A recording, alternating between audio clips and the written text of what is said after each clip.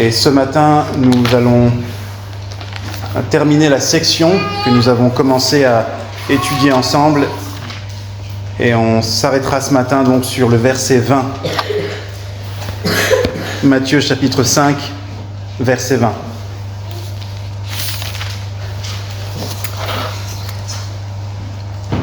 Avant de lire notre texte, juste quelques remarques d'introduction. Le Seigneur Jésus-Christ, si vous lisez les évangiles régulièrement, et si vous les lisez de bout à bout, vous remarquerez qu'il est souvent décrit comme étant rempli de quelque chose. De quoi ? Rempli, oui, on le voit, du Saint-Esprit, mais ce n'est pas ce qui revient le plus régulièrement. De miséricorde, ou en autre terme, rempli de compassion. Très régulièrement, les évangélistes nous disent « Le voilà rempli de compassion pour les foules qui le suivent et qui sont comme des brebis errantes, sans berger. Les foules qui sont misérables, touchées par différentes sortes de calamités, maladies, emprises démoniaques et autres tristes conditions que nous partageons tous en tant qu'êtres humains. Le Seigneur est compatissant envers les foules. Et plus spécialement encore, nous lisons dans les évangiles et dans la Bible que le Seigneur est compatissant envers ceux qui lui appartiennent. Il a une compassion particulière envers ses disciples. Et je dis cela parce que nous ne devons pas oublier cette réalité quand nous allons lire des textes comme celui de ce matin, où le Seigneur fait un avertissement très, on pourrait dire dans un sens sec ou en tout cas sévère. Matthieu chapitre 5, verset 20, nous lisons « Car je vous le dis, si votre justice ne surpasse pas celle des scribes et des pharisiens, vous n'entrerez point dans le royaume des cieux. » Je continue à introduire la prédication de ce matin avec encore quelques rappels. Nous sommes dans l'évangile de Matthieu, souvenez-vous, et dès le chapitre 1, le Seigneur Jésus est présenté comme le roi, l'héritier de David. Et on peut dire l'évangile de Matthieu est une sorte de biographie de la vie et de l'œuvre salutaire du Seigneur Jésus. Il est le roi qui annonce le royaume.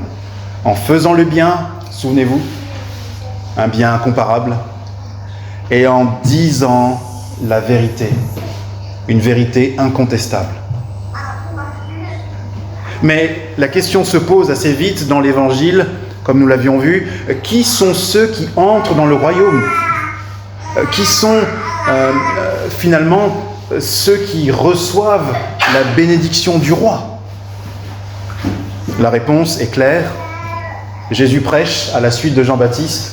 « Repentez-vous, car le royaume des cieux s'est approché. » Autrement dit, ceux qui entrent dans le royaume des cieux sont ceux qui se repentent. Ce sont eux que Jésus déclare heureux, heureux du vrai bonheur dans les béatitudes.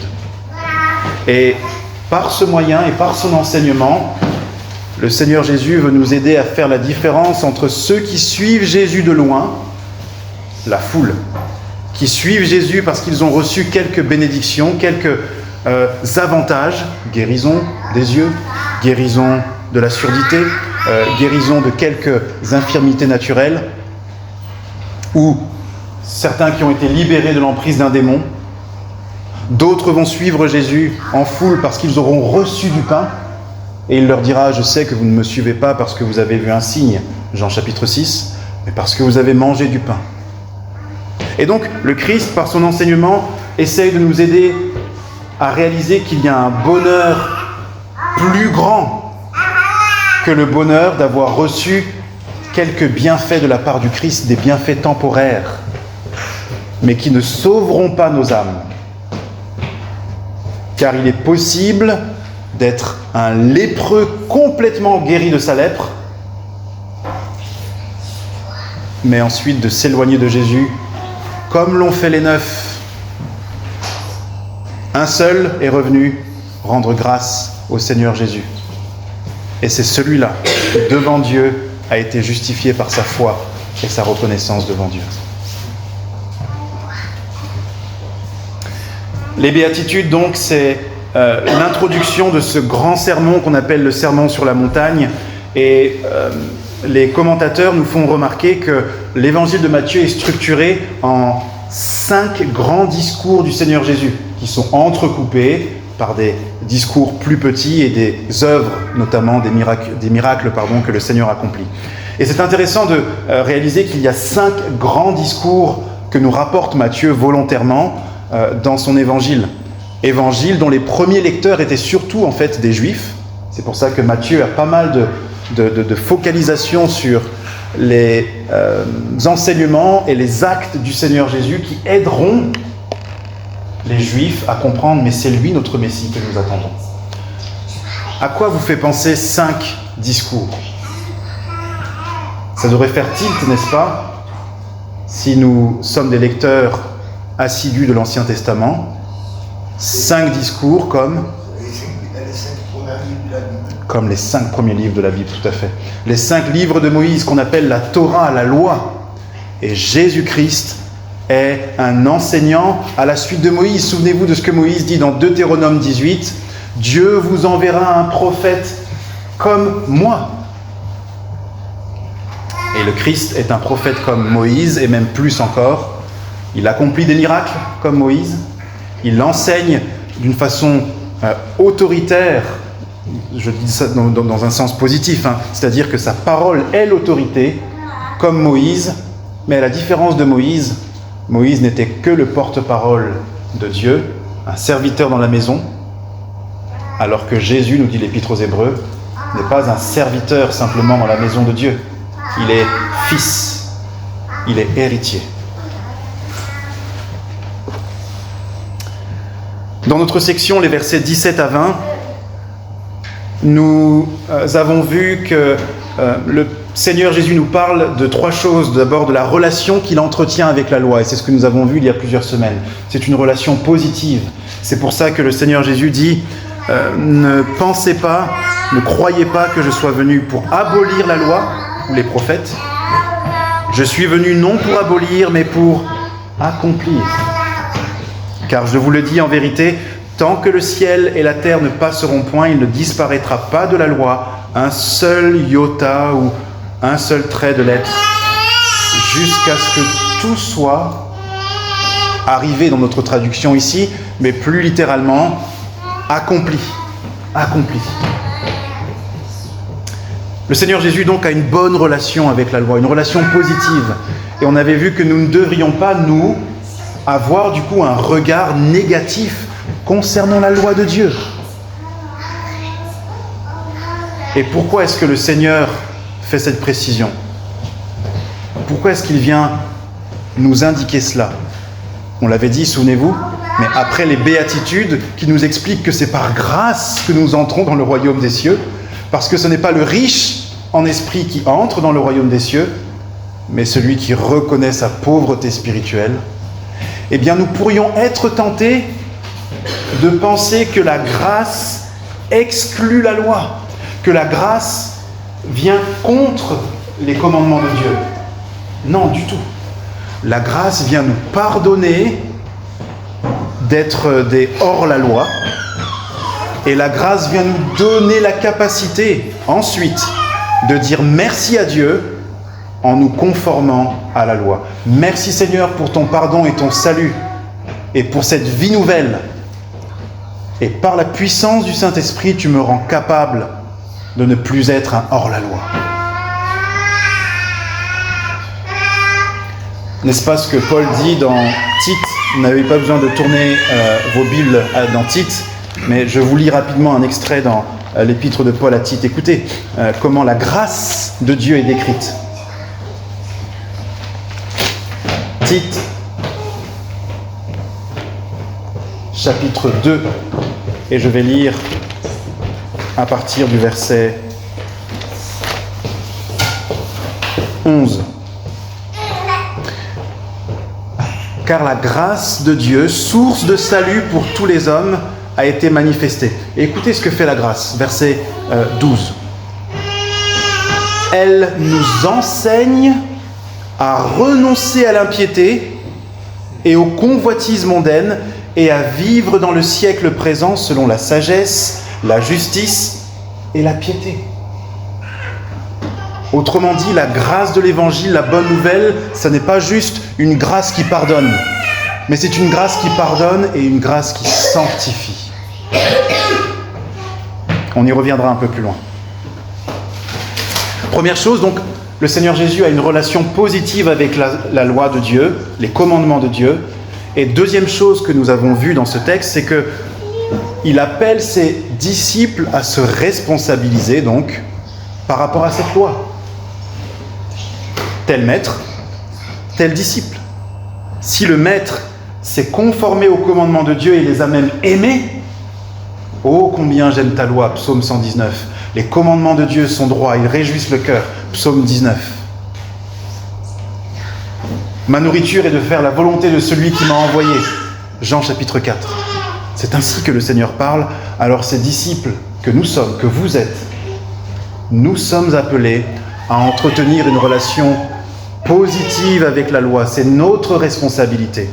C'est pour ça que le Seigneur dit, verset 19, « Celui donc qui supprimera l'un de ses plus petits commandements et qui enseignera aux hommes à faire de même, sera appelé le plus petit dans le royaume des cieux.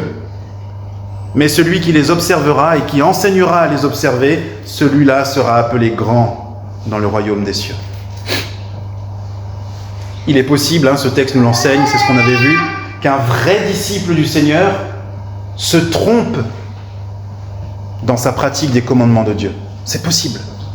Et ceux qui, malheureusement, sont négligents, se trompent et ne cherchent pas à corriger et à s'améliorer dans l'observation des commandements de Dieu seront certes sauvés quand même parce qu'ils sont sauvés par grâce, mais ils seront appelés, on l'avait vu, petits dans le royaume des cieux.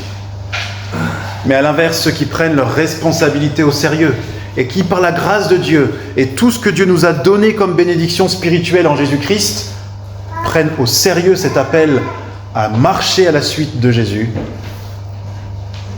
en pratiquant les commandements, même les plus petits d'entre eux, et en enseignant aux autres à faire de même, ceux-là seront appelés grands dans le royaume des cieux. Non pas grands parce qu'en eux-mêmes ils sont grands, mais souvenez-vous, le chemin de la grandeur dans le ciel, dans le royaume de Dieu, c'est un chemin qui descend.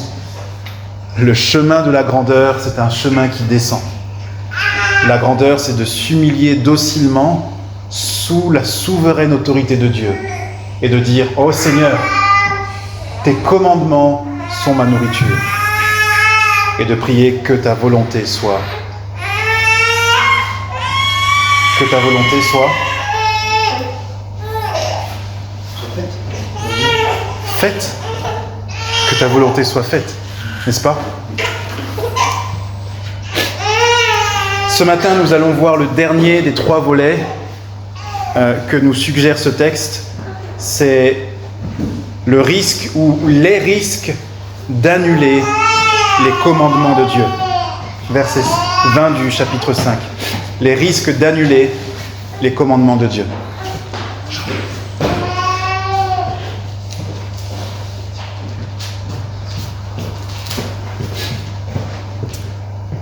Normalement, une prédication donc ce matin sur ce verset et on passera à la suite. Dieu voulant dans les semaines qui viennent. Et on va voir ce matin 4 choses. Premièrement, et on va se poser en fait 4 questions. Qui sont les scribes et les pharisiens? Deuxième question, de quelle manière ce texte a-t-il été mal compris? Et en quoi c'est une erreur? Je vais vous présenter 2 compréhensions répandues de ce texte, du verset 20, et on va voir pourquoi ce sont des erreurs dont nous devons nous garder. Troisième question, pourquoi une mise en garde si sévère, si stricte, si sérieuse? Et quatrième question qu'on va se poser, quelle est la doctrine chrétienne qui est confirmée ici par cette parole du Seigneur Jésus. Ça va pour vous ce matin? Oui. Première question, qui sont les pharisiens et les scribes? Qui sont les scribes et les pharisiens? Alors, ce matin, je ne vais pas entrer en détail sur une présentation des scribes et des pharisiens que l'on va rencontrer plusieurs fois tout au long de l'Évangile, comme vous le savez pour la plupart d'entre vous. On aura d'autres occasions de détailler un petit peu leur origine et ce qu'ils sont. Mais deux choses pour nous ce matin seront suffisantes à savoir. Qui sont les scribes et les pharisiens? D'abord, ce sont les leaders, les conducteurs religieux, spirituels, principaux en Israël à cette époque. Ce ne sont pas les seuls, mais on peut dire que ce sont les plus influents, et ils ont une influence croissante depuis quelques décennies avant même la venue du Seigneur Jésus. Et alors, ça veut dire que leur responsabilité, une de leurs responsabilités, était d'enseigner les commandements de Dieu, justement, la volonté de Dieu, la parole de Dieu, et d'en montrer l'exemple en pratiquant. D'accord? C'est leur rôle. Ce sont les conducteurs spirituels. Première chose. Deuxième chose qui nous est utile de savoir concernant les scribes et les pharisiens, ce sont les principaux opposants au Christ et à son enseignement. Non seulement les principaux conducteurs spirituels du peuple, mais aussi les principaux opposants à Jésus et à son enseignement. Et qu'est-ce qui fait qu'ils se sont opposés et qu'ils vont s'opposer continuellement au Christ et de plus en plus jusqu'à le livrer même à la mort et à la mort de la croix? Et donc on ne parle pas ici d'une petite opposition. On ne parle pas d'un simple désaccord théologique que deux chrétiens pourraient avoir sur un sujet ou un autre. On parle ici d'un désaccord profond. Et d'ailleurs, on ne parle pas simplement d'un désaccord profond qu'un chrétien pourrait avoir avec un non-chrétien. On parle ici d'une hostilité qui va grandir en haine rageuse et en haine meurtrière. Qu'est-ce qui peut pousser des leaders spirituels à une telle haine? Et ne pensons pas que c'est en fait une haine du passé, que c'est des gens arriérés et que de ce fait, bon, c'est peut-être pas très intéressant pour nous aujourd'hui, car aujourd'hui encore, une telle haine est manifestée par bien des leaders spirituels dans des pays où les chrétiens sont persécutés. Des moines bouddhistes, jusqu'à aujourd'hui encore, persécutent au Tibet des hommes qui se convertissent à l'Évangile. On parle de persécution physique. Des enseignants de l'islam à Boko Haram et dans d'autres endroits au Nigeria font mourir des hommes et des femmes et des enfants qui croient dans le Seigneur Jésus-Christ. Au Mexique, aujourd'hui, non seulement des leaders de certains cartels, mais c'est documenté et avéré, des leaders de l'Église catholique persécutent des chrétiens évangéliques et détruisent des lieux de culte. Et donc nous devons comprendre que cette hostilité des pharisiens, ici, qui nous est décrite dans l'Évangile, est une hostilité qui nous enseigne aussi pour comprendre celle que subissent les chrétiens aujourd'hui de la part de certains leaders spirituels. Alors pourquoi ? Pourquoi sont-ils hostiles ? Eh bien parce que Jésus va dénoncer ce qu'ils sont. Il va les démasquer. Que sont les pharisiens et les scribes ? Vous le savez pour beaucoup d'entre vous, cette expression « être un pharisien » n'est pas devenue une expression positive dans le christianisme. Mais si je devais vous poser la question, ou si quelqu'un vous interrogeait au travail, un voisin, les chrétiens parlent parfois de pharisiens, qu'il ne faut pas être un pharisien. C'est quoi un pharisien ? Oui, mais alors ça, c'est pas forcément négatif d'être religieux ou d'être enseignant de la loi, mais quels seraient les aspects négatifs ? L'hypocrisie. L'hypocrisie religieuse. Le légalisme, l'idée qu'on peut être sauvé par ses propres performances. Et laissez-moi vous donner ces deux images que la Bible utilise pour décrire les pharisiens. Ils sont un peu comme des vignerons usurpateurs. Dieu leur confie une vigne, c'est le peuple, à cette époque Israël, et Dieu leur dit, cette vigne m'appartient, mais je vous la confie, vous devez en prendre soin. Et lorsque Dieu envoie des serviteurs pour en recueillir les fruits, il les chasse, il les rejette comme Jean-Baptiste. Et lorsque Dieu envoie finalement son Fils pour en recueillir les fruits, ils le font mourir, ce qu'ils ont fait avec Jésus. Ils sont des vignerons usurpateurs. Et Jésus va le révéler, le démasquer, ce qui va les mettre en rage. Parce qu'ils vont perdre, n'est-ce pas, l'intérêt d'une partie du peuple. Ils vont être ridiculisés, non pas que le Seigneur Jésus leur manquera de respect, mais il leur dira la vérité incontestable. Et une autre image qui décrit les pharisiens, ils sont comme des gens qui, imaginez, tiennent la porte d'un palais merveilleux, où tous ceux qui y pénètrent sont infiniment et parfaitement bénis. La mort, la maladie, les pleurs sont laissés derrière la porte. Et ceux qui franchissent la porte de ce palais sont merveilleusement bénis. Et les pharisiens se tiennent à la porte. Et non seulement ils n'entrent pas, mais ils empêchent, n'est-ce pas, ceux qui voudraient entrer. Et le Seigneur Jésus va aussi le démasquer et le dénoncer, ce qui va contribuer à leur haine et à leur hostilité. Autrement dit, donc, ce ne sont pas des exemples, même pire, ce sont des exemples de ceux qui finiront par périr à moins qu'ils ne se repentent. Et on peut comprendre donc que le Seigneur les prenne en exemple pour dire « Si votre justice ne dépasse pas celle des scribes et des pharisiens, vous n'entrerez pas dans le royaume des cieux. » Mais on y reviendra un peu plus loin. Voilà donc pour la première question. Qui sont les scribes et les pharisiens, des leaders spirituels, religieux, et aussi les principaux opposants au Seigneur Jésus. Deuxième question, est-ce que vous vous souvenez de la deuxième question ?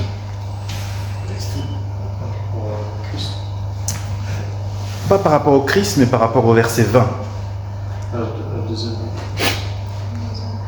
Oui, il y en a qui prennent des notes, c'est bien. Oui, c'est ça, tout à fait. Quelles sont deux principales mauvaises compréhensions de ce verset? Et on va les aborder non pas parce que c'est un plaisir de savoir là où des gens se sont trompés, ça n'a pas d'intérêt en soi, mais c'est parce que ces deux erreurs sont encore assez répandues dans nos milieux évangéliques et défendues par des hommes et des femmes qui, par ailleurs, sont tout à fait pieux, d'accord ? Mais la piété n'excuse pas, en tout cas ne devrait pas nous empêcher de corriger de mauvaises compréhensions, d'accord ?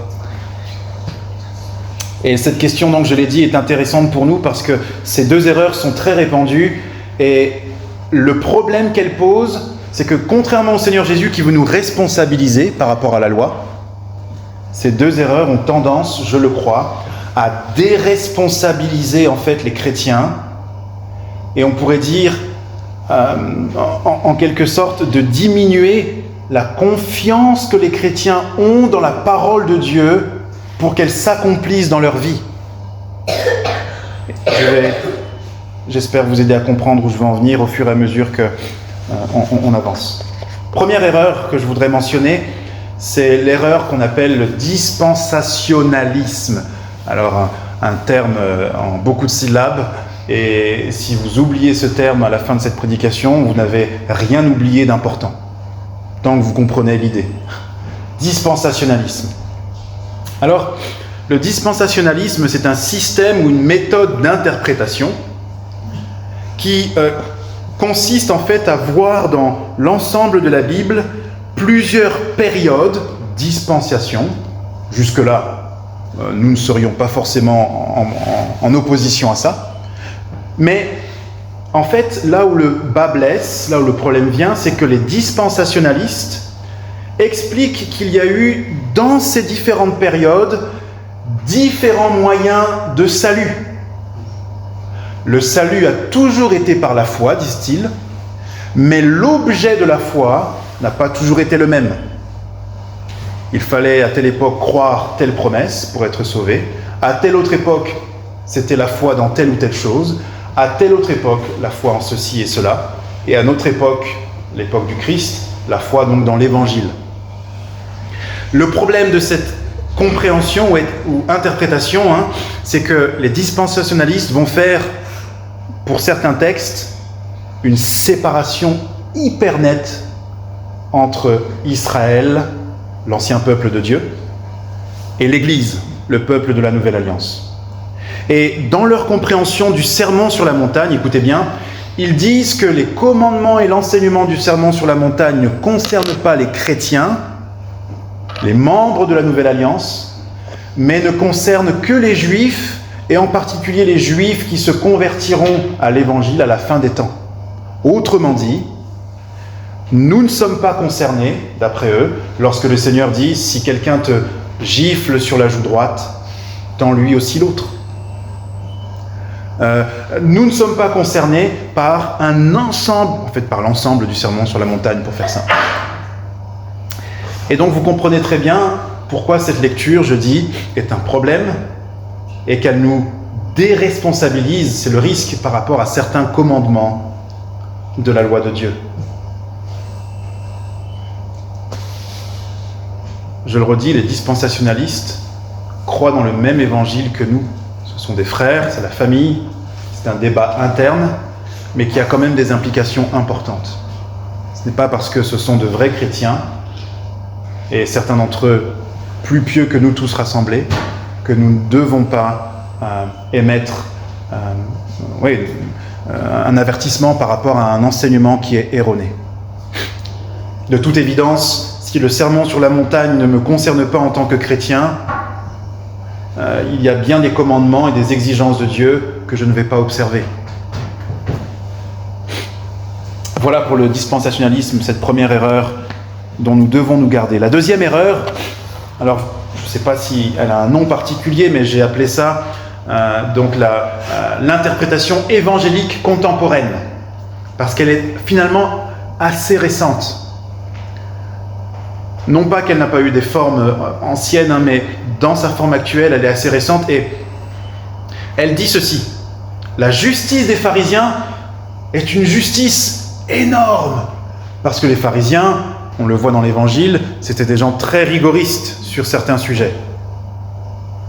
Et ils étaient tellement rigoristes, tellement justes, tellement pratiquants, qu'en fait, il faut bien comprendre ce que Jésus veut dire. Quand il dit « Si votre justice ne dépasse pas celle des pharisiens et des scribes, vous n'entrerez pas dans le royaume des cieux », le Seigneur veut donc dire que vous ne pouvez pas entrer dans le royaume des cieux par votre justice, parce que c'est quelque chose d'impossible. Il faudrait dépasser les pharisiens, qui sont des super pratiquants.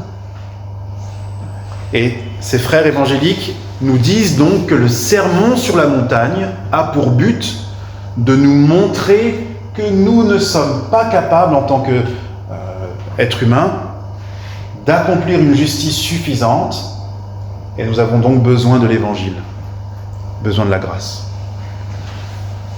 Alors cette interprétation mélange plein de choses vraies, mais avec un texte qui ne parle pas de ça. Non, nous n'entrons pas dans le royaume des cieux par notre justice, c'est vrai, et nous disons à nos frères qui interprètent ce verset ainsi, vous avez raison sur ce point. Mais là où ils ont tort, et je voudrais vous le montrer, c'est que le Seigneur Jésus ne parle pas des pharisiens comme des super pratiquants. Venez avec moi un peu plus loin dans le chapitre 6.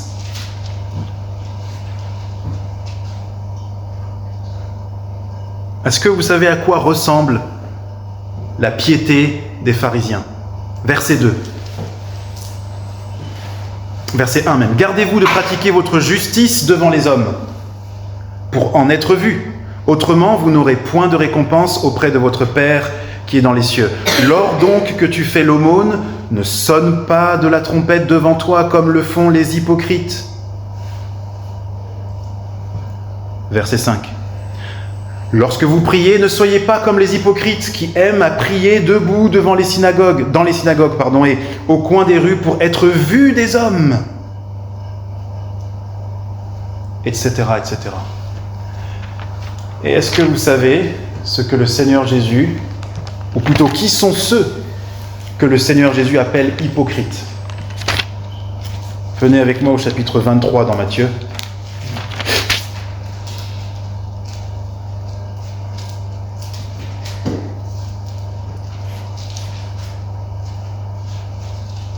Matthieu 23, verset 1, et on va lire quelques versets. Alors Jésus, parlant à la foule et à ses disciples, dit, intéressant, à la foule et à ses disciples, comme pendant le sermon sur la montagne.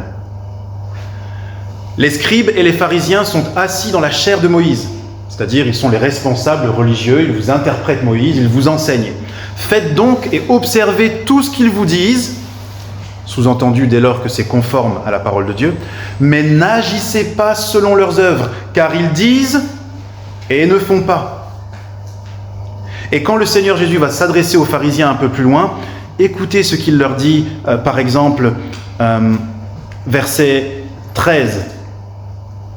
« Malheur à vous, scribes et pharisiens hypocrites, parce que vous fermez aux hommes le royaume des cieux et vous n'y entrez pas vous-même, et vous n'y laissez pas entrer ceux qui veulent entrer. Malheur à vous, scribes et pharisiens hypocrites, à nouveau, parce que vous dévorez les maisons des veuves, vous les faites payer vos services,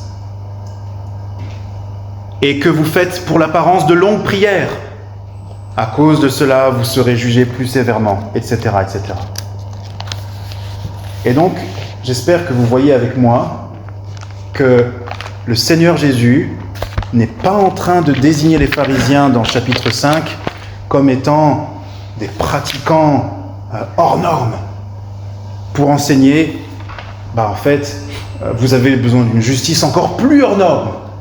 Et donc venez, croyez en moi, car c'est moi qui vous la donne. D'accord ? Ça n'est pas le sens. Et deuxième argument, mettez-vous à la place des auditeurs. Je vous donne 5 secondes pour vous imaginer un petit peu la scène. On est de nouveau en Israël, le Seigneur Jésus s'assoit sur la montagne. Vous êtes ou bien dans la foule, si ce matin vous n'êtes pas converti, ou bien parmi les disciples qui s'approchent, comme nous dit le texte. Mais que vous soyez dans la foule ou parmi les disciples qui s'approchent, vous entendez l'enseignement du Seigneur. Et vous l'entendez dire ceci. « Ne croyez pas que je sois venu abolir la loi ou les prophètes, je suis venu non pour abolir, mais pour accomplir. » Vous l'entendez dire ceci.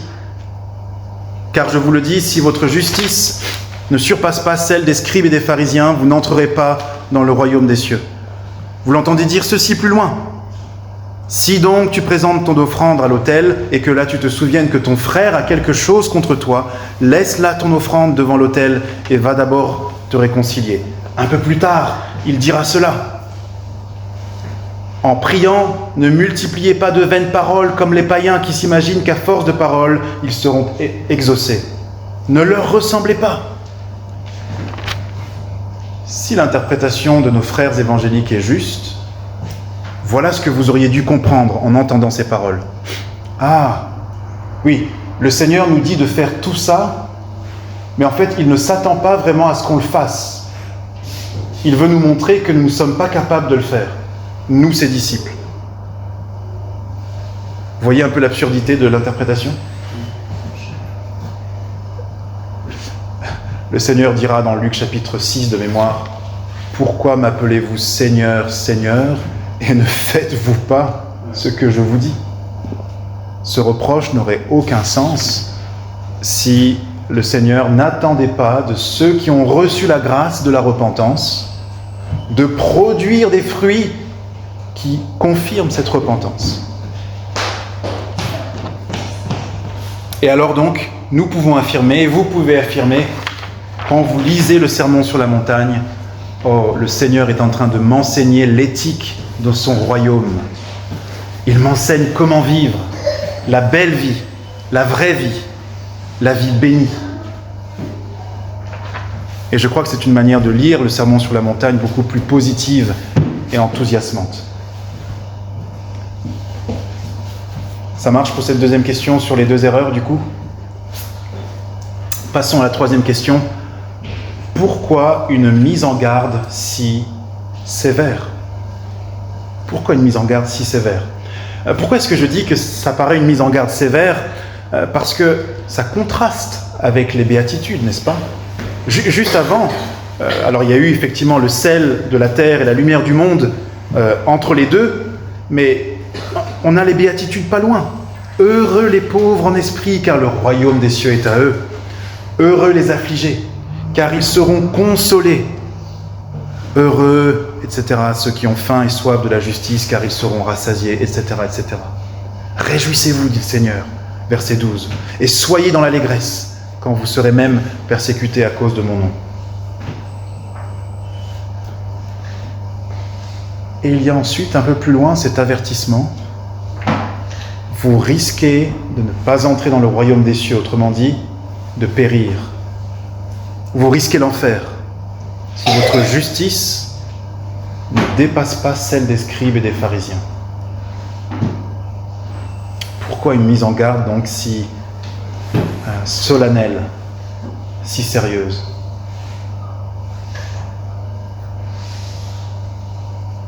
Quand nous lisons ce verset 20, et quand vous lisez ce verset 20, ne faisons pas l'erreur de le lire en pensant que quelque chose a changé dans le cœur compatissant du Seigneur Jésus.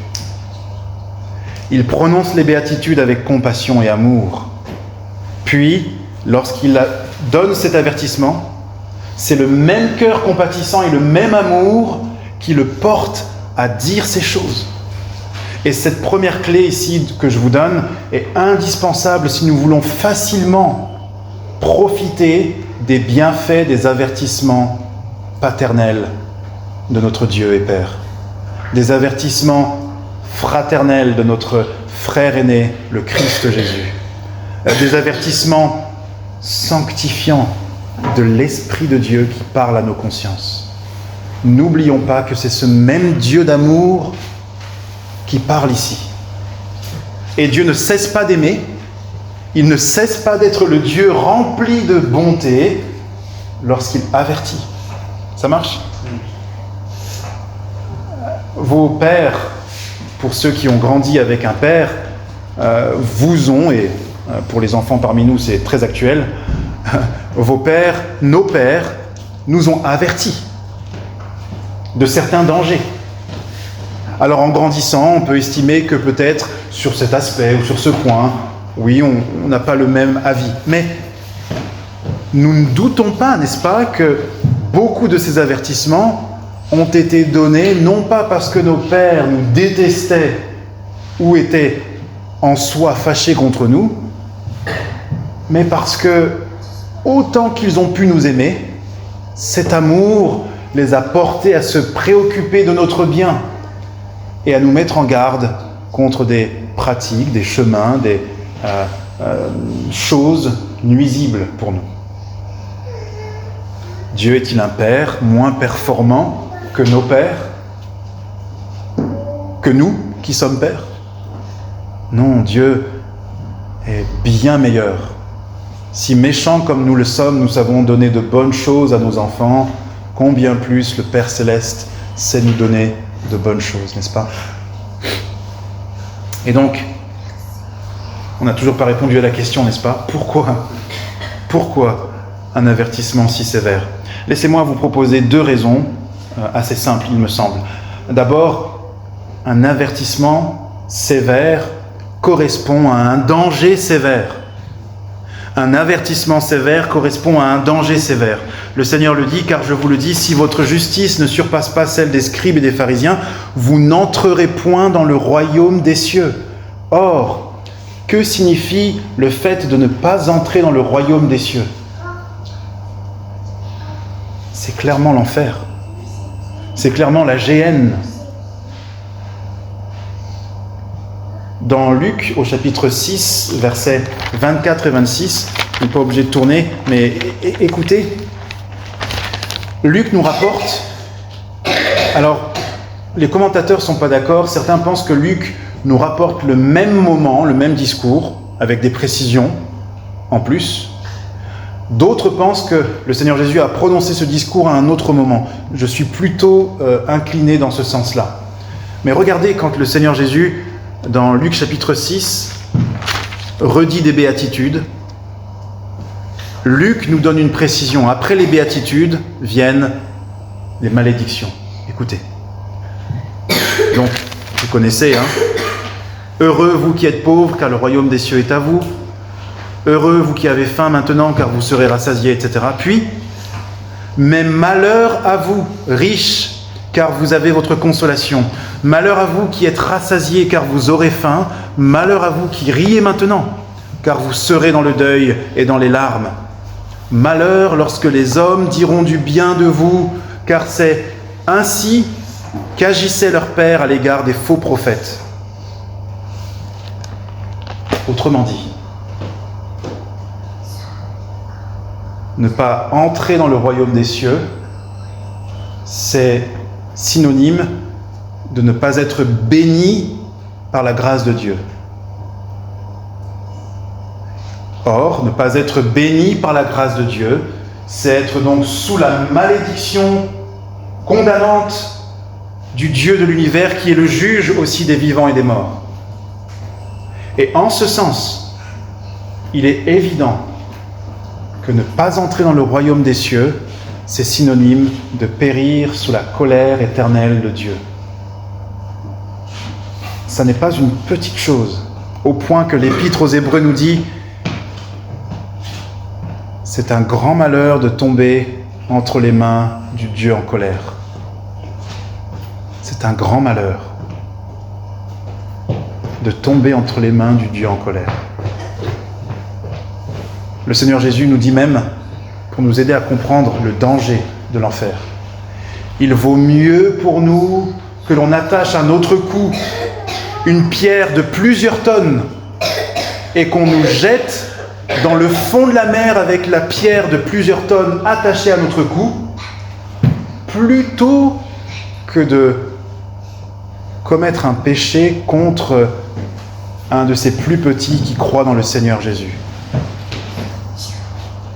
Parce qu'alors la colère du bon berger envers ceux qui portent atteinte à la santé spirituelle de ses brebis est une colère plus terrible que la mort la plus terrible.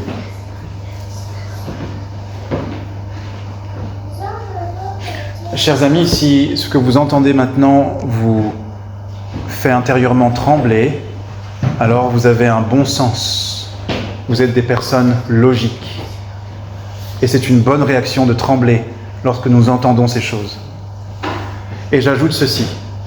En tremblant, n'oublions pas que l'amour parle clairement lorsqu'il veut prévenir d'un danger. Ma petite sœur aime... alors, je pense que c'est pas elle qui a inventé cette expression, mais il semble qu'une certaine génération a cette expression pour dire « parler sans détour ». Ils disent « parle français ». Autrement dit, arrête de tourner autour du pot et dis les choses clairement. Et le Seigneur Jésus parle français, notamment lorsqu'il y a une information importante à communiquer.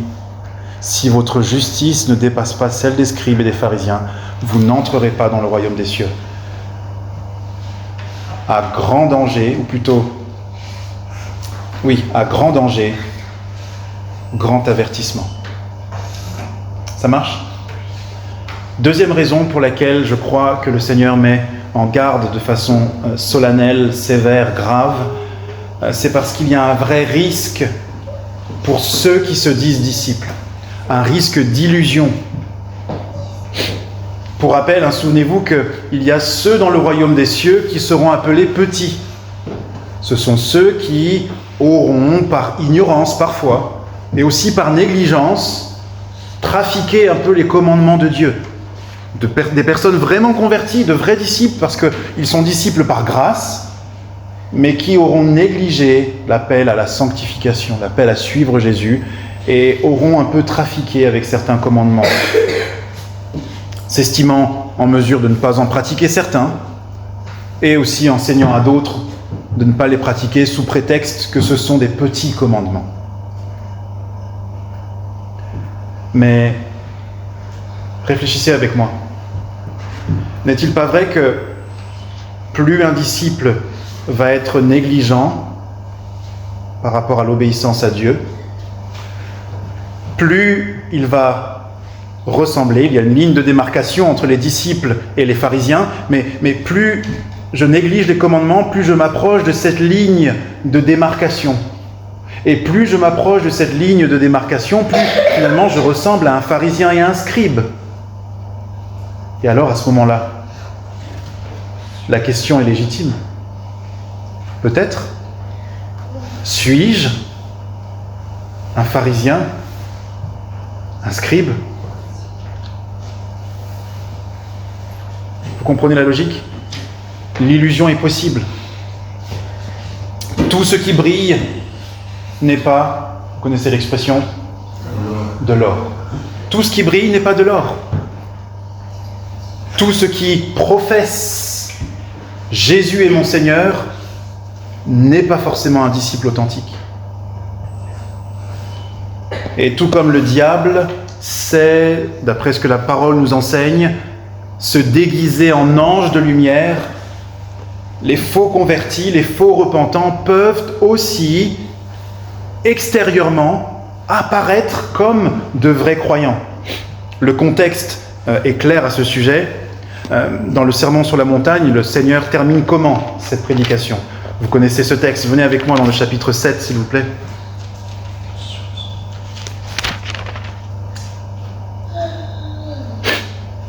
À partir du verset 21.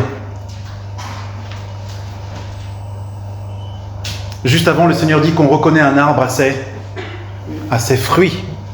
Et de loin, un arbre peut paraître un bon arbre, mais de près, ne pas porter de fruits comme ce figuier maudit. Et le Seigneur dit donc, à la lumière de cela, verset 21, « Ceux qui me disent « Seigneur, Seigneur » n'entreront pas tous dans le royaume des cieux, mais seulement celui qui fait la volonté de mon Père qui est dans les cieux. » Il y a deux types de personnes qui disent « Jésus est mon Seigneur ». Il y a ceux qui font la volonté du Père céleste et ceux qui ne la font pas. Et ils ont deux destinées différentes. Verset 22. « Plusieurs me diront en ce jour-là, au jour du jugement, « Seigneur, Seigneur, n'avons-nous pas prophétisé par ton nom? N'avons-nous pas chassé des démons par ton nom? Et n'avons-nous pas fait beaucoup de miracles par ton nom? » Alors je leur dirai ouvertement, « Je ne vous ai jamais connu, retirez-vous de moi, vous qui commettez l'iniquité. » Dans le grec, l'iniquité ici, c'est anomia, nomia, ce qui vient de nomos, la loi. Et le a, c'est un a privatif. Autrement dit, vous qui vous comportez comme des sans-loi. L'illusion est possible. Ces hommes disaient « Seigneur, Seigneur », autrement dit, laisse-nous entrer. Nous sommes des tiens. Nous sommes des disciples. Et Jésus leur dit, c'est pas simplement je ne vous connais plus, mais je ne vous ai jamais connu. Autrement dit, vous n'avez jamais été mes disciples, contrairement à ce que vous avez pensé.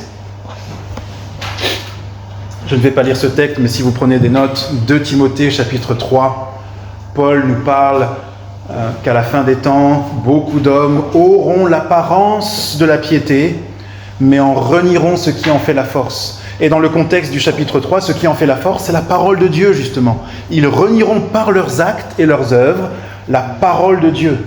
Ils auront l'apparence de la piété.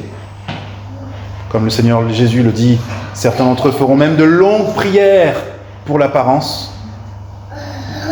Mais ils renieront la parole de Dieu par leur désobéissance.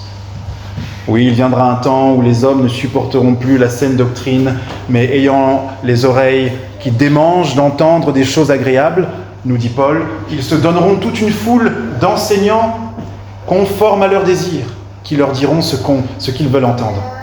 Et ils diront comme, souvenez-vous Israël autrefois, aux vrais prophètes, arrêtez de nous prophétiser ces choses, prophétisez-nous des choses agréables. Est-ce que vous connaissez le roi Akab, les enfants? C'était qui le roi Akab? Un mauvais roi, c'est vrai. Le roi de quoi? Oui, le roi d'Israël, le roi du royaume du Nord. Un descendant aussi de David. Et est-ce que vous vous souvenez comment s'appelle la femme d'Akab? Jézabel. Il était marié à Jézabel, une reine, en fait la fille d'un roi païen, qui a introduit, nous dit la Bible, un culte idolâtre en Israël, le culte de Baal. Et est-ce que vous vous souvenez, Théa peut-être, est-ce que tu te souviens du prophète qui a beaucoup lutté contre Akab et le culte idolâtre? Élie, oui, n'est-ce pas? Élie. Pourquoi est-ce que je vous parle du roi Akab? Un jour, Akab a le désir d'aller conquérir un territoire.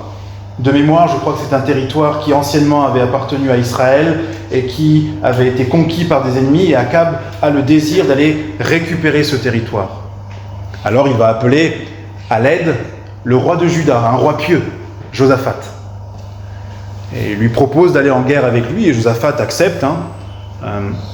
Et Josaphat quand même, parce qu'il est pieux, même s'il fait cette erreur de s'allier avec Akab, lui dit: écoute, ce serait quand même bien qu'on consulte un prophète, qu'il puisse nous dire si c'est une bonne idée et qu'on s'en va au-devant d'une victoire ou d'une défaite. Et Akab va consulter effectivement un prophète, et même des prophètes. Mais il appelle des prophètes de Baal, des prophètes de ce faux Dieu. Et vous savez ce qu'ils vont lui dire? Oh, monte, roi, la victoire est devant toi. Et ils vont tomber comme des mouches. Ça, c'est ma traduction 2026. Mais ils vont tomber comme des mouches devant toi. Rien ne va te résister. Monte, monte.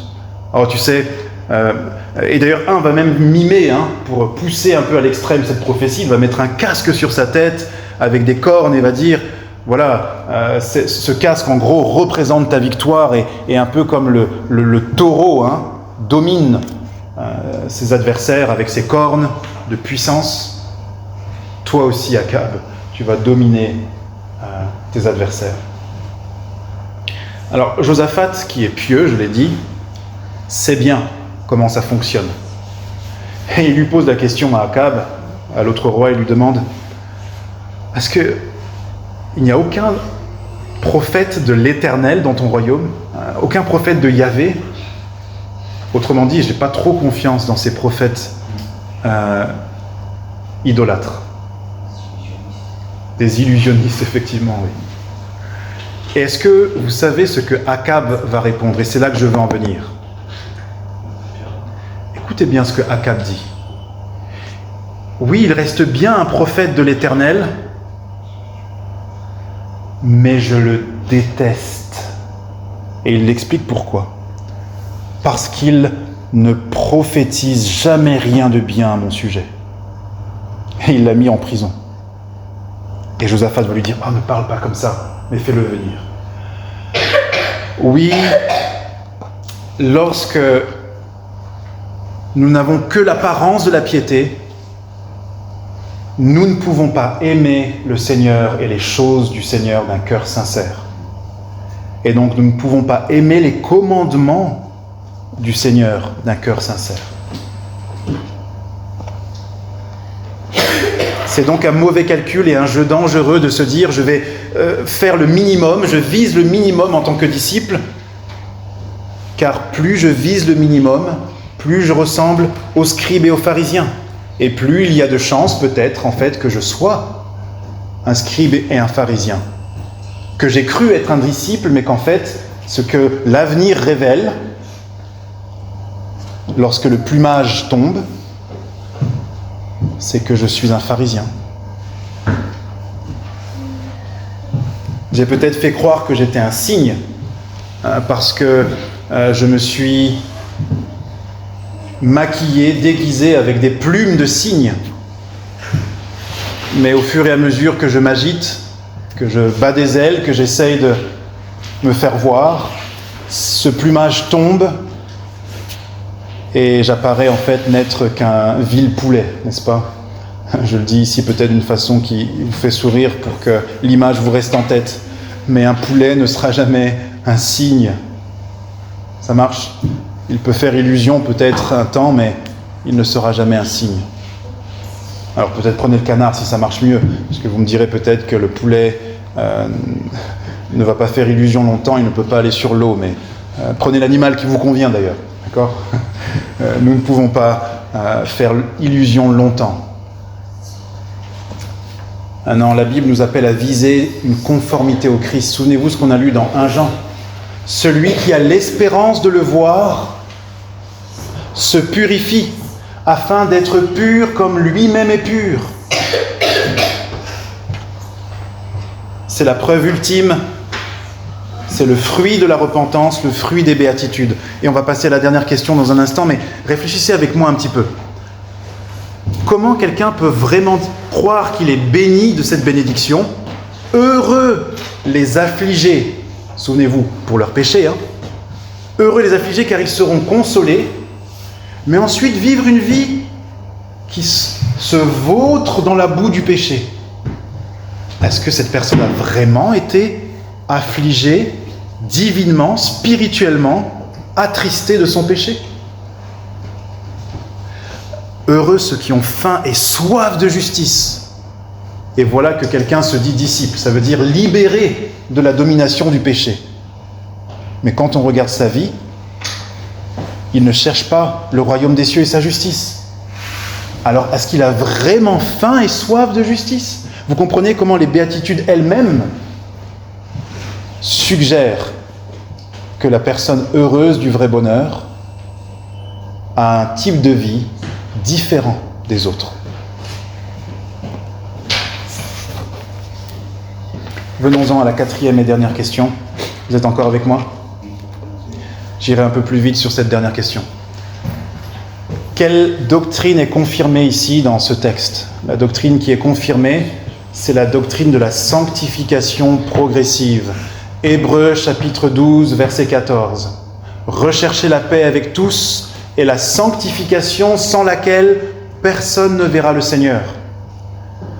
Cet avertissement du Seigneur Jésus-Christ, donc dans l'évangile de Matthieu, nous pousse à rejeter 2 erreurs fatales, l'antinomisme et l'antiseigneurie.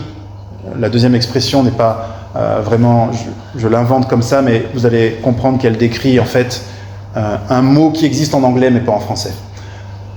L'antinomisme, c'est quoi? C'est l'idée que parce que je ne suis plus sous la loi, ce qui est vrai, eh bien je peux vivre comme un hors-la-loi. C'est une erreur fatale. Et écoutez ce que l'apôtre Paul a dit. Je me suis fait tout à tous, souvenez-vous, 1 Corinthiens chapitre 9, et écoutez ce qu'il dit, comment il a vécu. Et lui nous dit, imitez-moi comme j'imite le Christ. 1 Corinthiens chapitre 9. Bien que je sois libre à l'égard de tous, je me suis rendu le serviteur de tous afin de gagner le plus grand nombre. Avec les Juifs, j'ai été comme Juif, afin de gagner les Juifs. Avec ceux qui sont sous la loi, comme sous la loi. Quoique je ne sois pas moi-même sous la loi, c'est-à-dire sous la loi de Moïse, circoncision, sacrifice, etc., loi de purification. Afin de gagner ceux qui sont sous la loi.